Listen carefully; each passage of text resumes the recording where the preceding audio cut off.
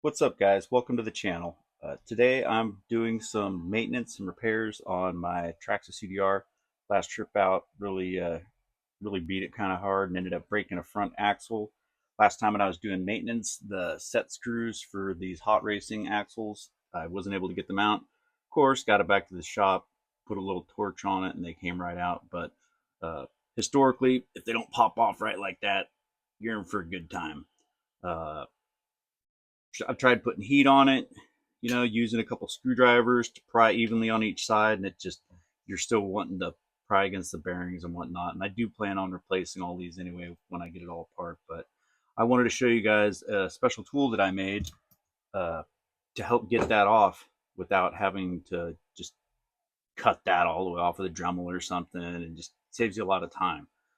If Here it is. It is a slide hammer that I got from Harbor Freight, and I just welded a set of ice grips to it, so you can chuck this bad boy up in the vise, connect it to the other side, and rip it off. That's worked for me good in the past. Gonna give it a go. All right, I got my diff chucked up in the vise. Time to get the special tool. Just grab it, give her a couple tugs, and see what she does.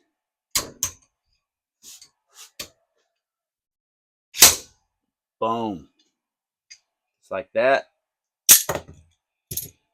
I'm not sure if it's the Loctite that grabs onto that and just doesn't want to let go or what, but or if the splines, kind of get mushroomed out and just won't let go of it. But I pried and then made this bad boy, and they work great every time. Hey, Pete, the camera is falling. 3, Pete. 2, 1.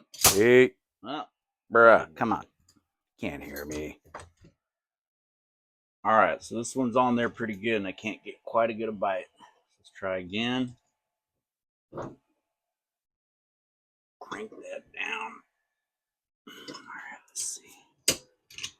Come on, Betsy. There she goes.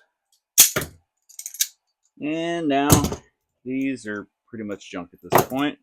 But out of all the different brand axles, these hot racing ones I've found are most reliable, man. I've ran the stock axles, the Vitavon ones, and these hot racing, and these are the most expensive, but I've had the best luck with them.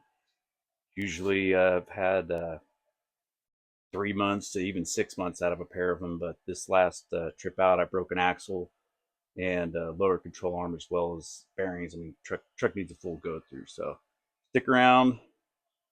Gonna see a lot transpire today. All right, so if you couldn't see it earlier, the original ring and pinion that was in there, you can see there's a light chipping there on those teeth. It's pretty worn, so it's definitely replace that ring gear. I didn't have a brand new one, but I did have a used one. Cleaned it up in the parts washer. I'm gonna slap a new ring gear on. Ideally, you'd want to replace the ring and pinion, but I don't have a brand new one. Don't have the time to head down to the local hobby shop to see if they have one in stock, so we're just gonna run this to get the truck back together. Let's go. All right, guys, so I'm filling up the front diff. Got some Traxxas 50K fluid I'm going to toss in there.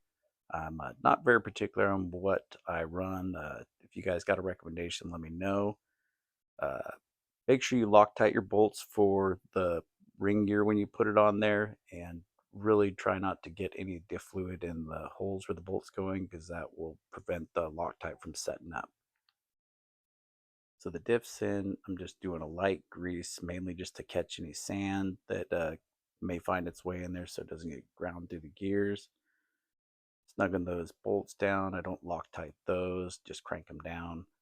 And next I'm going to be putting in the hot racing axles, a new set. And make sure you Loctite the set screw as well when you install that. And check it whenever you're doing checkovers on the truck or any kind of maintenance, Okay, so I got the front diff rebuilt, and that's pretty much ready to go back in the truck. Got the new axles installed on there. Everything else is ready to go there. Always want to check and make sure your front center drive shaft, that set screw pins nice and tight. I've had those come loose more than a few times, even though you Loctite them. The heat over time, it just, starts to break down that Loctite and things get loose. Good rule of thumb to always check that stuff while you got the front end apart. Next, when I was tearing the truck down, I did notice my pinion gear is slid back a little bit on that pinion shaft. So luckily there's no damage to any gears, so I am going to loosen up that pinion gear and get that slid over a little bit and remesh it. We'll go from there. All right, thank you.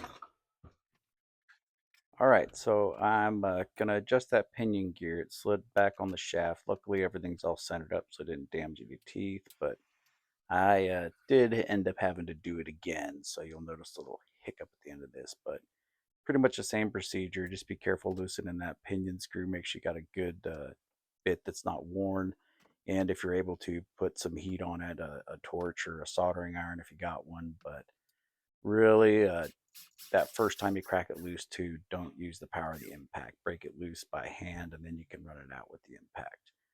And use blue Loctite so that it will stay in there, and even over time the heat from the motor will break that Loctite down. But I would not suggest using any yellow or red Loctite, just because that stuff, whew, it ain't coming undone. But yeah, let me know what you guys use down in the comments, or if you see me doing something wrong, call me out.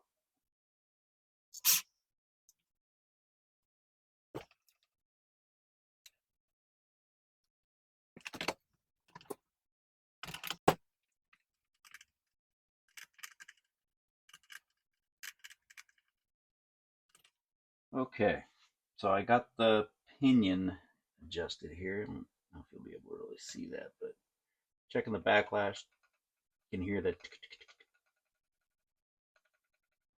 That's really a good indicator. You got a little bit of backlash. It's not solid mesh. That's a common mistake a lot of people make when they start out in the hobby. They just ram them together and send it.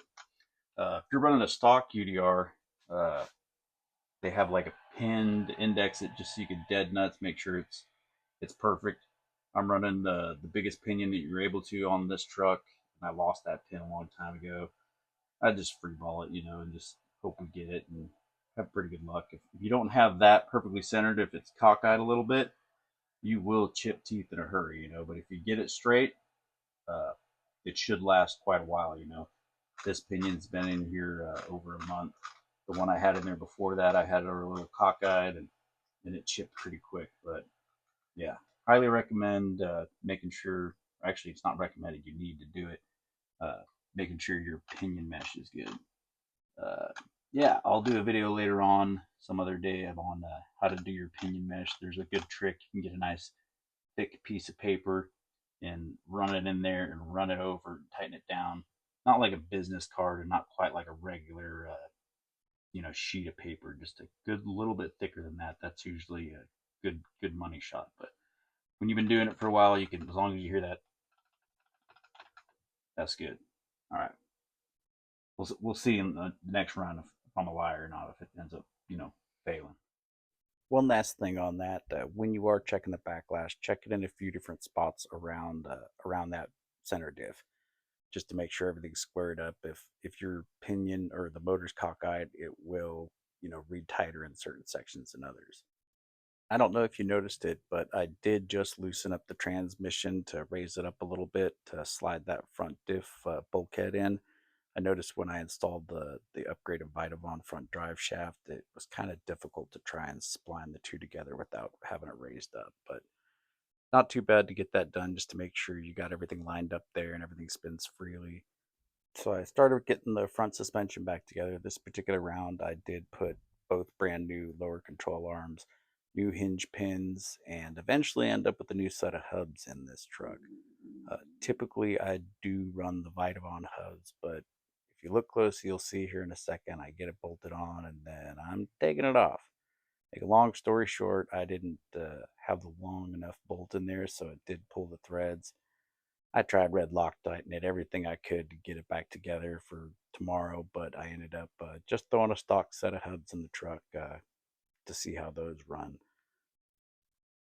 I don't want to give anything away from the next video that I'm going to drop on here from the session the day after this run, but I did end up breaking one of those stock hubs, and I believe it was because the nylock for the wheel nut was pretty worn out, so that wheel kept loosening up, and it put extra leverage on that hub and snapped it. And then, I did land crooked too, so I do carry extra hubs, and I made the repair out there in the field and got it all back together and was able to run the truck without any more issues from the hub, at least. So yeah, just kind of as you see stuff, fix it, or it could end up being a headache for you later when you're out there. Check out that belly pan, that custom cheese grater venting. That's brought to you by Wooders and Kiefer out of Texas. Pretty awesome. It helps a little airflow get to the motor to help keep it cool. I'm running a custom dual fan setup that's coming out the top of the chassis, and it moves some air. All right, guys, I got a pro tip for you. Doing a little maintenance here, and can't get that bearing off. Yeah, it could pound it out and try pounding a new one on, but then you'll damage your bearing. And ideally, you want that bearing to slide right off so you can slide the new one on. And also, so if you have to do a repair in the field, it will be ready to come off. So I'm going to show you guys a little trick I learned. See if I can do this nice and smooth. Take your drill, and I chuck up the axle in the drill so I can span it. And yes, my axle is bent, but it'll work. She'll run.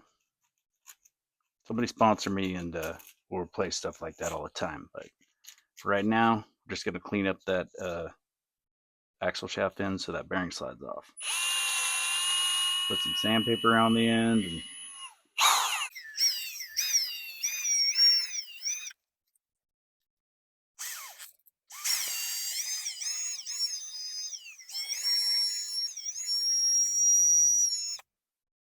nice and shiny. Needs some more.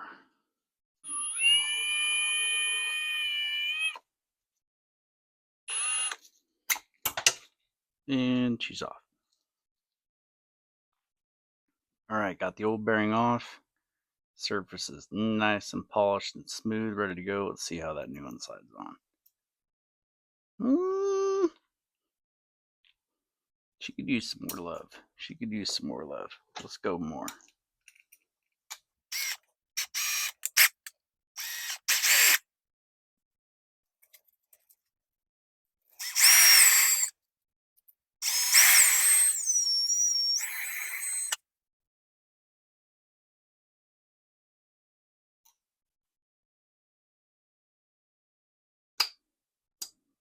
There it is. Ready to install. Clean out the hole a little bit. And I pulled it, no sand came out. There's plenty of grease. We'll slam it back in and send it.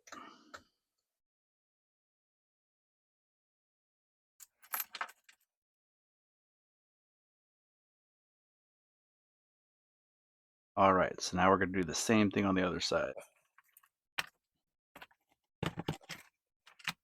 Gonna swap out the wheel hex and check the wheel pin. See how that's loose? Let's check the tightness. A little loose. Yeah, that did snug it up.